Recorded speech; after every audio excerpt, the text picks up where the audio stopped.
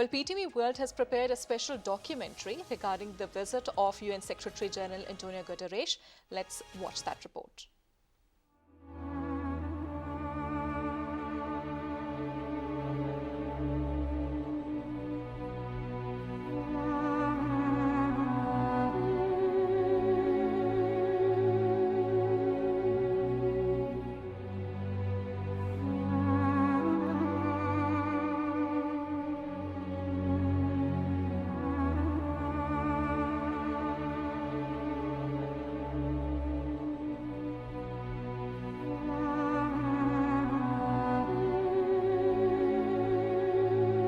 Overwhelmed by the scale of devastation that has engulfed Pakistan, United Nations Secretary General Antonio Guterres termed the catastrophic floods of Pakistan unimaginable. Heeding the appeal of Prime Minister Mohammad Shehbaz Sharif to draw the international attention to help Pakistan overcome the huge devastation caused by the deadly floods.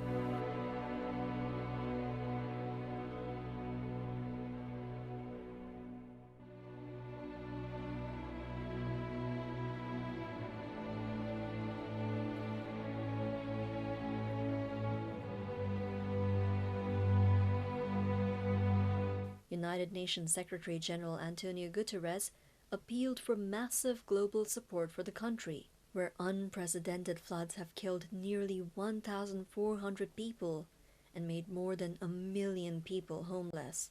Excellencies, dear friends, Pakistan is awash in suffering. The Pakistani people are facing a monsoon on steroids, the relentless impact of epochal levels of rain and flooding. The climate catastrophe has killed more than 1,000 people, with many more injured. Millions are homeless, schools and health facilities have been destroyed, livelihoods are shattered, critical infrastructure wiped out, and people's hopes and dreams have washed away. Every province of the country has been affected. In my prior position as High Commissioner for Refugees, I witnessed the enormous giving spirit of the Pakistani people, welcoming and protecting millions of Afghan refugees, and in many cases, sharing their limited resources.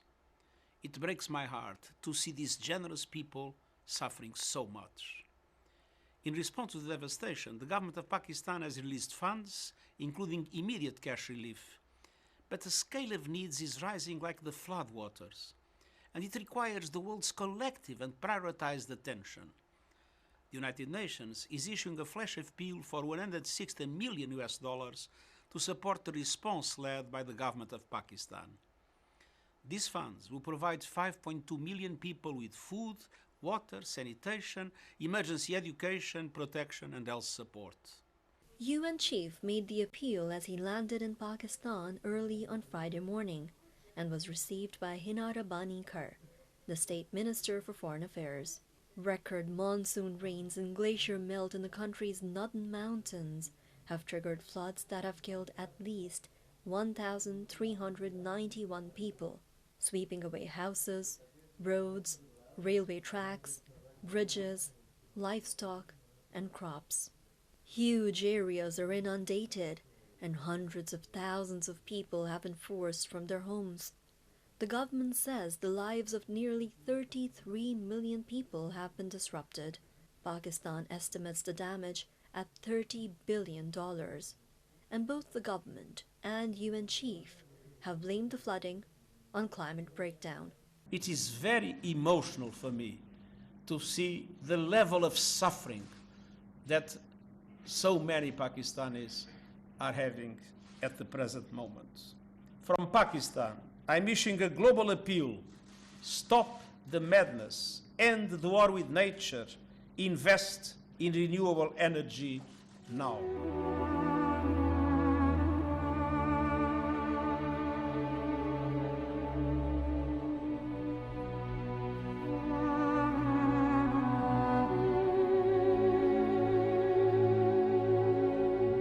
The UNSG, accompanied by the Prime Minister Shehbaz Sharif, Foreign Minister Bilawal Bhutto Zardari, and Federal Minister for Information and Broadcasting Maryam Aurangzeb, visited the flood-affected areas of Sindh and Balochistan including Sakkar, Larkana, Mohenjo-daro, and Usta Muhammad, where he was given an overview of the rescue and relief efforts of the government of Pakistan and the national and international partners.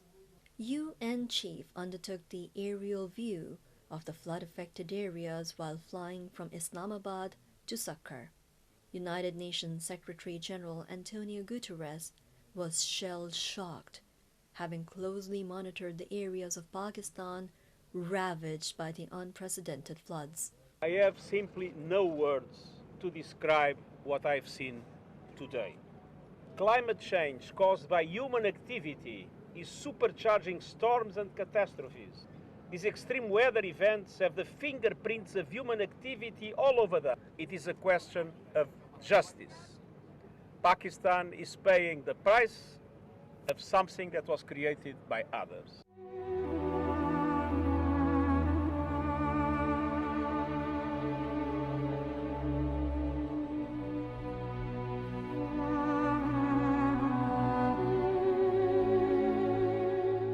While giving briefing to media persons in Sakkar, Antonio Guterres highlighted that Pakistan is confronted with historic challenges of unprecedented scale of destruction and damages.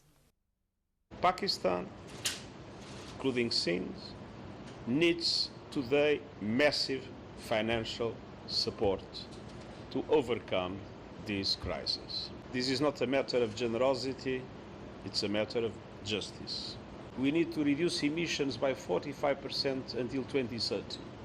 Now is the time to reduce emissions. During his visit to Usta Muhammad in Balochistan, Guterres was briefed about the staggering cost of rehabilitation and reconstruction of the flood-stricken areas in Balochistan. The house has been completely washed away. Food is being made available by the administration. Please build our house. Get our house built. Our livestock is also washed away. Everything gone. And how far away was your house from? Within outskirts of the town. It's outskirts. Accompanied by the Prime Minister Shehbaz Sharif, UNSG also visited a makeshift school established in a tent city.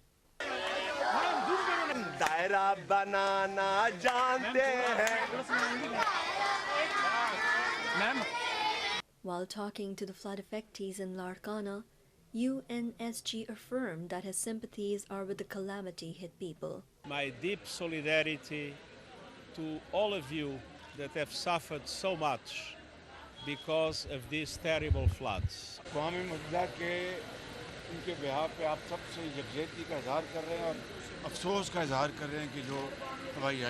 voice of the United Nations will be exactly the same as the voice of Pakistan. I would like to have a miracle to solve all the problems, but at least I will be repeating what Pakistan is telling to the rest of the world. During his two-day visit to Pakistan, United Nations Secretary-General Antonio Guterres expressed solidarity with the people of Pakistan, braving a colossal climate-induced natural disaster caused by the unprecedented rains and floods across the country.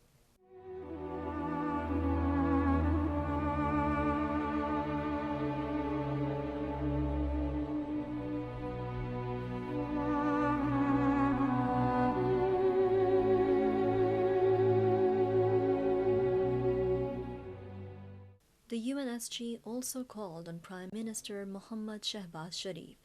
Several members of the federal cabinet joined the meeting. The PM expressed his gratitude for the Secretary-General's personal attention to the situation arising from the floods and greatly appreciated his visit and concern for the affected people. The Prime Minister informed the UNSG about the efforts of the government of Pakistan in addressing the daunting challenges posed by the flash floods, including the provision of 35 billion rupees cash relief through the Benazir Income Support Program, rescue and relief operations, and delivery of humanitarian assistance in coordination with all the national stakeholders and with the support of international partners. While appreciating the UNSG's video message for the UN Flash Appeal, the Prime Minister highlighted that with less than 1% of global carbon emission, Pakistan is bearing the brunt of natural calamities in the form of heat waves, glacial outbursts, droughts, torrential rains, and unprecedented monsoons. The PM called for urgent mitigation and adaptation efforts in addition to the mobilizing efforts for recovering and rebuilding from such extreme climate events. The UNSG said that countries like Pakistan, who have done almost nothing to contribute to global warming, do not deserve this. He added that he knew how volunteers, civil servants, army, NGOs had been working together in a remarkable way to mitigate the suffering of the Pakistani people. The UNSG stated that his voice is at the service of government and people of Pakistan. His admiration for this country is limitless. He assured that the United Nations would do everything in its capacity to help the people of Pakistan. The UNSG appealed to the international community to provide massive support to Pakistan for not only relief assistance, but also for rehabilitation and climate-resilient reconstruction. He emphasized that it is not just a matter of solidarity, but a matter of justice, as countries like Pakistan, who have not contributed to climate change, are amongst the frontline countries impacted by the climate change. I want to reassure you that we'll do everything possible to mobilize the international community to support your country and to support all of you in this very dramatic situation. Pakistan needs massive financial support to respond to this crisis that have costed, according to some estimates I've heard, about $30 billion and counting. And that support is entirely necessary, and it is not a matter of solidarity, it's a matter of justice. The UNSG was briefed on the overall ground situation, humanitarian activities, and coordination amongst the national and international stakeholders at the National Flood Response and Coordination Center. The briefing was given by the Deputy Chairperson, NFRCC, Federal Minister for Planning Ehsan Iqbal, and Coordinator, NFRCC.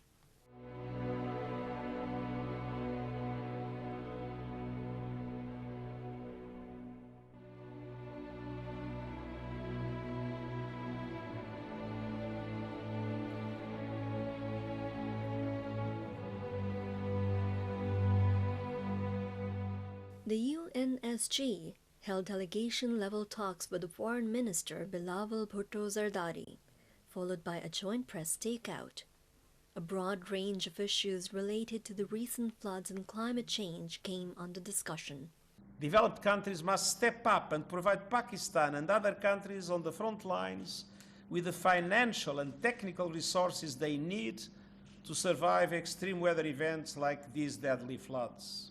During his visit to the UNESCO World Heritage Archaeological Site, Mohenjo-Daro, that was badly damaged to the floods and heavy rains, United Nations Secretary-General Antonio Guterres said Pakistan had no capacity of rebuilding and reconstruction, and urged the global community to play its role in this regard. The UN chief got first-hand assessment of the on-ground situation by the displaced people, civil society, first responders, and others. Talking to media at the Karachi airport after the conclusion of his extensive two-day visit, UN chief said that he would call upon the international financial institutions and the world-leading developed countries to cancel Pakistan's debt. And as we see here in Pakistan, nature is striking back with devastating consequences. Climate change is supercharging the destruction of our planet. I've seen many humanitarian disasters in the world, but I have never seen climate carnage on this scale.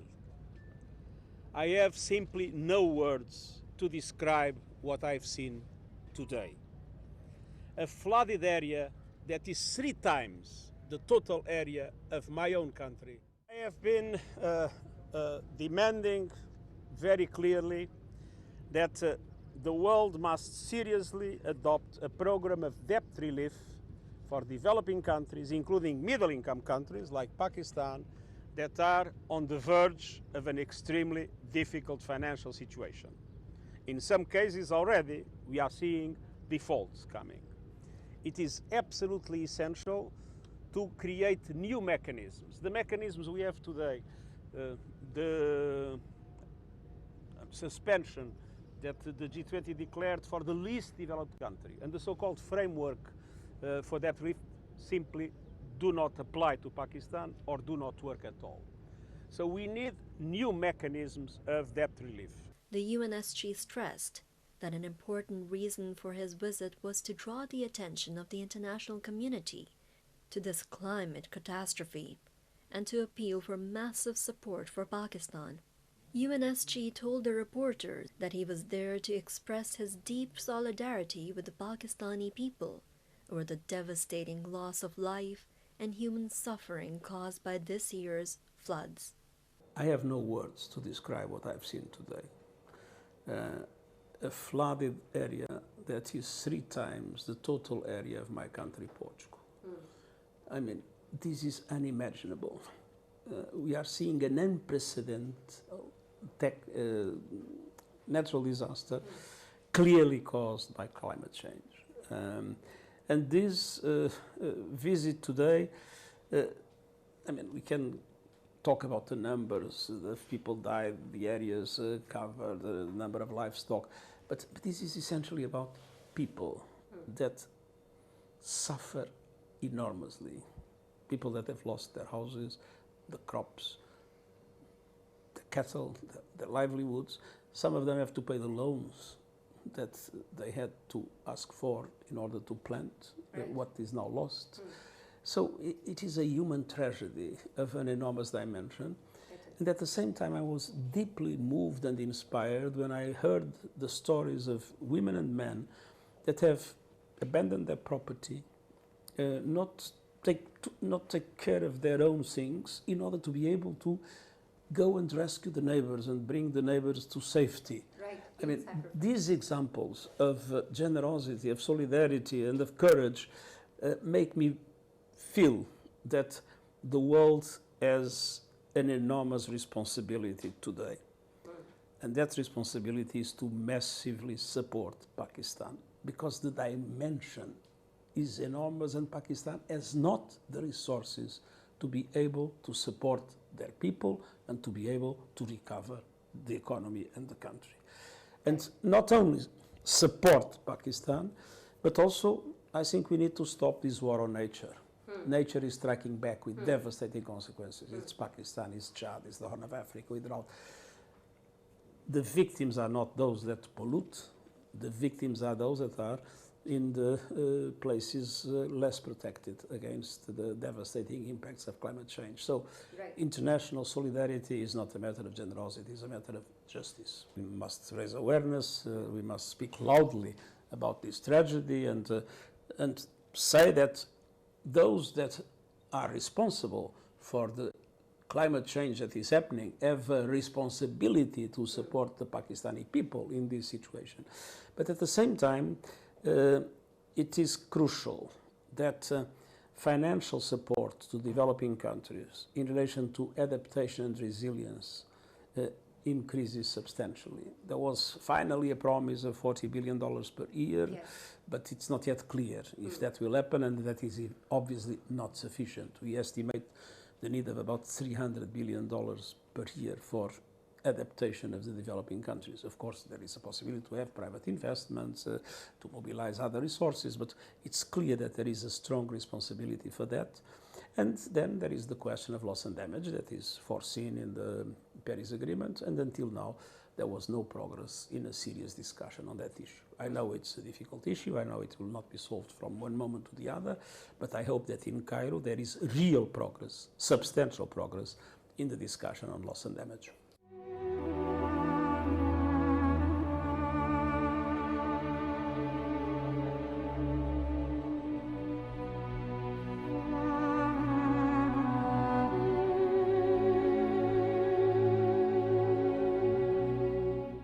The Secretary General reaffirmed full support and cooperation of the United Nations, both for ongoing humanitarian relief work as well as for long-term recovery, rehabilitation, and reconstruction. No country deserves this fate, but particularly no countries like Pakistan that have done almost nothing to contribute to global warming. I know what it means for the Pakistani people, this unprecedented natural disaster. And I want to reassure you that we'll do everything possible to mobilize the international community to support your country and to support all of you in this very dramatic situation.